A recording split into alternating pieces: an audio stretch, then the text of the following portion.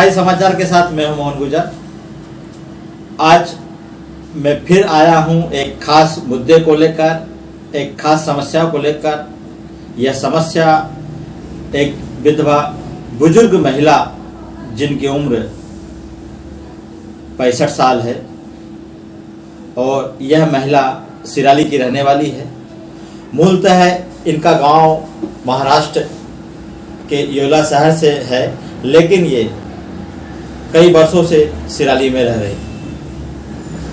सिराली में इनकी एक लड़की है, वो दी हुई है, और दामाद और इनकी लड़की सिराली में रहती है।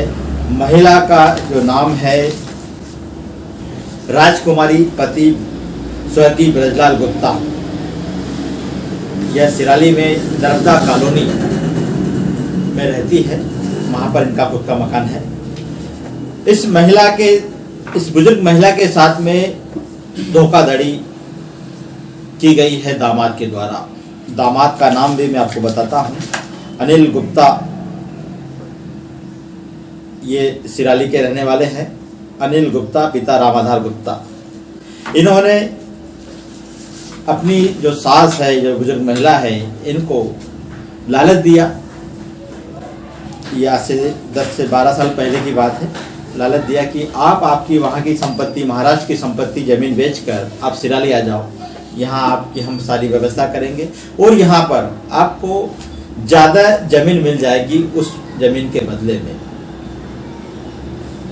बस यहीं से शुरुआत हुई ठगी का शिकार दामाद ने किया। कलयुग का वो दामाद। वैसे माता पिता जिस तरीके से अपने बेटे को मानते हैं, उसी तरीके से सास ससुर भी अपने दामाद को बेटे से कम नहीं मानते, अभी उन पर विश्वास करते हैं, भरोसा करते हैं। लेकिन उनके भरोसे को, उनके विश्वास को तोड़ा गया।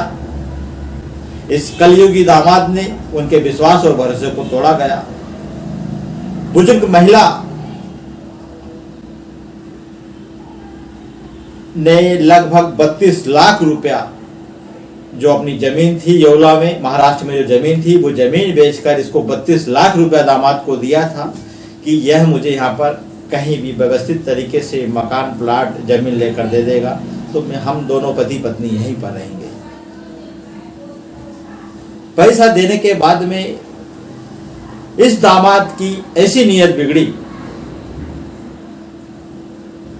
कि आप जानकर हैरान रह जाओगे। दामाद ने 32 लाख रुपया लिया और उसके बाद में महिला को, जो इनकी जो सास थी, ये हमारे साथ में है, कार्यालय में मौजूद भी है, मकड़ाई समाचार कार्यालय में, और ये पूरी दास्तान बताएगी कि किस प्रकार उनके साथ धोखा हुआ। सारी चीज़ों का आज हम खुलासा करेंगे, जनता के सामने करेंगे, शासन प्रशासन के सामने रखेंगे उन सभी चीज़ों को।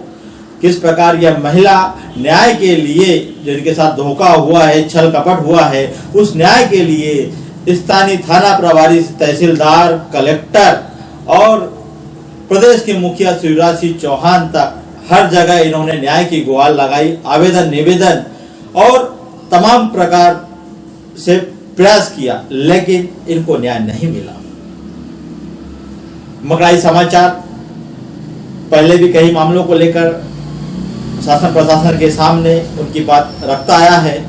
उसी को देखते हुए यह लोग भी आज मकड़ाई समाचार के कार्यालय में आए हैं।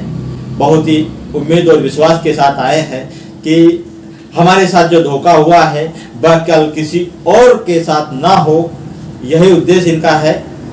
दूसरी ओर बुजुर्ग महिला है, बुढ़ापे में एकमात्र सहारा जो जमीन, जो प्रॉपर्टी थी, वह 32 लाख रुपया तो इन्होंने दे चुके हैं दामाद को। दामाद ने इनके लिए एक प्लाट खरीदा सिराली में, नर्मदा कॉलोनी में, और प्लाट खरीदने के साथ इनके साथ जो धोखा हुआ वह इस प्रकार हुआ, वह हम आपको पूरा बताते हैं विस्तार के साथ।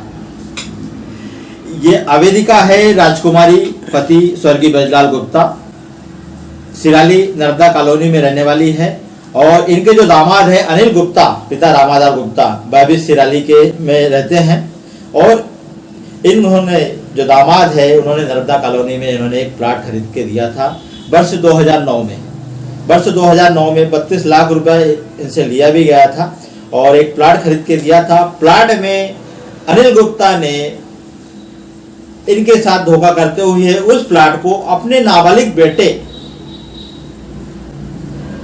और जो इनके निरंजन जो ससुर है, वो निरंजन है अनिल गुप्ता के, उनको ज्वाइंट करवाकर एक प्लाट की रजिस्ट्री करवा दी। वह रजिस्ट्री भी फर्जी हुई। उसमें महिला के जो पति हैं, उनका नाम जो है ब्रजलाल गुप्ता, वह दिव्यांग थे, मतलब निरंजन थे, देख नहीं सकते थे। उनके हस्ताक्षर भी पूरी तरीके से फर्जी कराए गए हैं। हम लोगों ने भी दस्तावेज देखे हैं और इनका खुद का भी कहना है कि वह हस्ताक्षर उनके नहीं है, और धोखे में रखकर रजिस्ट्री करवा दी। रजिस्ट्री करवाने के बाद में काफी समय तक इन्होंने दामाद से कहा कि हमें रजिस्ट्री दे दो, रजिस्ट्री के कागज दे दो, लेकिन उन्होंने नहीं दिखाए। महिला को विश्वास हो जाए इसलिए जो मकान का जो बिजली बिल है उसी तारीख से लेकर आज तारीख तक इनके नाम से आ रहा है। जो जलकर है वह भी ये भर रहे हैं। मतलब महिला का कब्जा तो है, लेकिन अब इस बुजुर्ग महिला को बेदखल करने के लिए पूरा प्रयास किया जा रहा है। पहले भी झगड़े किए और आज भी झगड़े कर रहे हैं। महिला के घर आए दिन कुछ पुलिसकर्मियों के साथ में यह जो है दामाद है, यह इनको धमकी देता है कि आप मकान खाली करो, यह मकान हमारा है, तुम्हारा यहाँ कुछ भी नहीं है। इतना ही नहीं, इस दुखियारी महिला जो बुजुर्ग महिला है, इनके साथ में और एक ऐसा काम किया है। मैं आपको एक फोटोग्राफ दिखाता हूं। इनकी जो एक बेटी थी,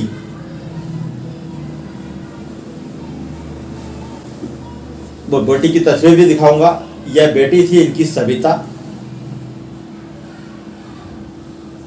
इस बेटी की मौत हुई है गले में फांसी का फंदा लगाकर। इस बेटी ने अपनी जीवन लीला समाप्त कर दी और यह मामला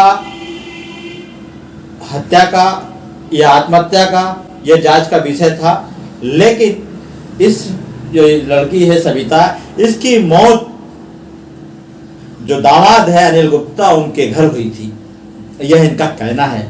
और उसके बाद में इसकी लाश को उतारकर हॉस्पिटल ले जाया जाता है और वहां पर किसी भी प्रकार की कोई आगे कार्रवाई नहीं की जाती, नहीं पोस्टमार्टम होता है और उसे महज एक संदिग्ध मौत बताकर इस मामले को रफा दफा कर दिया जाता है। आज ये जो बुजुर्ग महिला है, इनका आरोप है, इन्होंने बताया है कि इस लड़की की हत्या की गई थी और उसको संदिग्ध मौत बताकर उस मामले को रफा दफा कर दिया गया था। इस जो लड़की है जिसकी मौत हो गई है, यह 17 साल की उम्र थी इसकी, और इसके साथ में गलत काम किया गया था। यह महिला जो बुजुर्ग महिला है, जो सास है, उन्होंने खुद आरोप लगाया है और उनका खुद का कहना है कि इसको 3 से 4 महीने इसके दिन भी गए हुए थे और यह सब किया है इनके दामाद ने। लेकिन लोक लाज, समाज में बदनामी के डर से, रिश्तेदारों के दबाव में इस बुजुर्ग महिला ने कोई किसी प्रकार का उस मामले को लेकर आगे एक्शन नहीं लिया। लेकिन आज जब यह महिला बहुत ज्यादा परेशान हो गई, क्योंकि जो जमीन थी, जो मकान था, इसको रहने के लिए 32 लाख रुपए का फ्रॉड तो किया ही, इसके पहले भी पूर्व में भी पैसे बहुत से ले चुके हैं। ऐसा इनका कहना है कि 50 से 60 लाख रुपया इसने अभी तक हमसे ले चुका है दामाद। लेकिन उसके बाद में भी आज हमें बस सिराली में रहने नहीं दे रहा है। तमाम प्रकार से धमकियां देना, मारपीट करना, ये सारी चीजें। पूर्व में भी मारपीट हुई, शिकायतें हुई। शिकायत के बाद में पहले भी जो दामाद है अनिल गुप्ता, इन्होंने कहा कि हम राजीनामा करेंगे, हम आपकी जो जमीन है आपके नाम करवा देंगे, लेकिन करवा नहीं रहा, आज भी नहीं करवा रहा। जिस कॉलोनाइजर से इन्होंने मकान जो प्लाट खरीदा था, वो शहर के, सिराली शहर के वरिष्ठ व्यक्ति है सोमानी जी, प्रकाश सोमानी के जो लड़के हैं पवन सोमानी, उनसे इन्होंने प्लाट खरीदा था और उनका भी यही कहना है कि यह प्लाट का जो कब्जा है, जो मालिक है, यह महिला है और इनके जो 2 पुत्र हैं वह है उसके असली मालिक हैं और वह भी इनके सपोर्ट में खड़े हैं और वह रिकॉर्ड में भी दिख रहा है। लेकिन यह महिला पिछले 10 से 12 साल से दर दर भटक रही है न्याय पाने के लिए, इंसाफ पाने के लिए, कि उसकी जमीन का जो टुकड़ा है जिसमें वह रहती है वह उसको नाम वापिस वह कर दे, लेकिन दामाद करने को तैयार नहीं है। दामाद एन के प्रकार उन पर दबाव बनाता है, झगड़े करता है। बुजुर्ग महिला ने हर जगह शिकायत की लेकिन कहीं भी न्याय नहीं मिला। यह महिला का आधार कार्ड है, यह मूलतः यहीं की रहने वाली है, क्योंकि पहले जो भी रहती थी लेकिन लंबे समय से सिराली में ही अपने बेटे के साथ में रह रही है।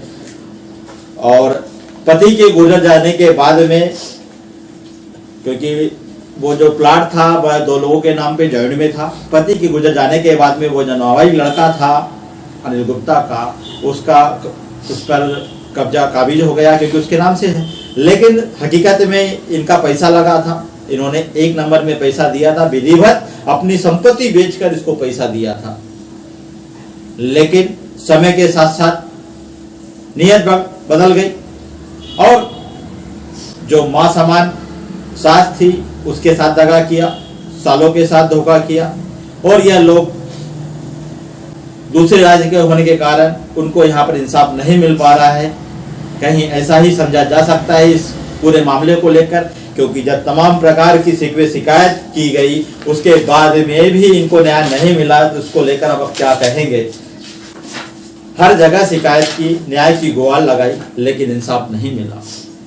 मैं आज इस मकड़ाई समाचार पत्र के माध्यम से, यह मकड़ाई समाचार पत्र का डिजिटल प्लेटफॉर्म है, उसका यूट्यूब चैनल है, और मैं इस वीडियो के माध्यम से प्रदेश के मुखिया शिवराज सिंह चौहान से भी आग्रह करना चाहूंगा कि ऐसी बुजुर्ग महिला जो विधवा है उसको न्याय मिले।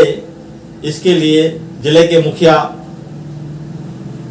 माननीय संजय गुप्ता जी का भी ध्यान आकर्षित कराना चाहूंगा कि ये इस बुजुर्ग महिला को न्याय मिले।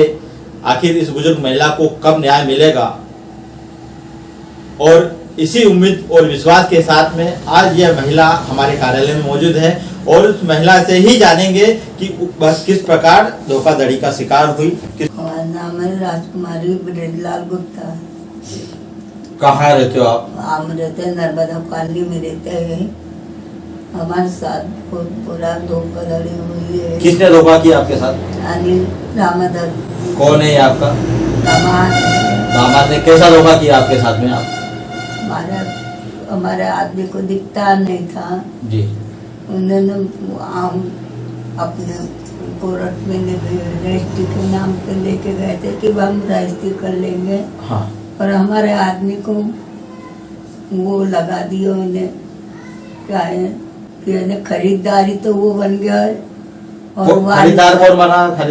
खरीदार अनिल सेठ का लड़का बना, आकाश बना है। अच्छा। और उनको लगा दिए अपने पिताजी को जॉइन, मतलब ये आपके जो पति थे उनका जॉइन करवा दिया, जॉइन करवा दिए उनको, है ना। आपके पति की मौत कब हुई थी? हमारे पति की मौत हुई थी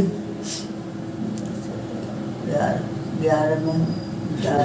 अभी उस जमीन पे कब्जा, जो प्लाट पे कब्जा नंबर उसके नाम से, आकाश के नाम से? हाँ, आकाश के नाम पे वो प्लाट आकाश के नाम से। तो अभी आपने जैसे कि उन्होंने आपके साथ धोखा किया है, कितना पैसा दिया था आपने उसको? हमने 32 लाख दिए थे, 32 लाख 50,000 दिए थे उनको। अच्छा। तो ये आपने किसका नाम से दिया था? प्लाट और जमीन के नाम से दिया था?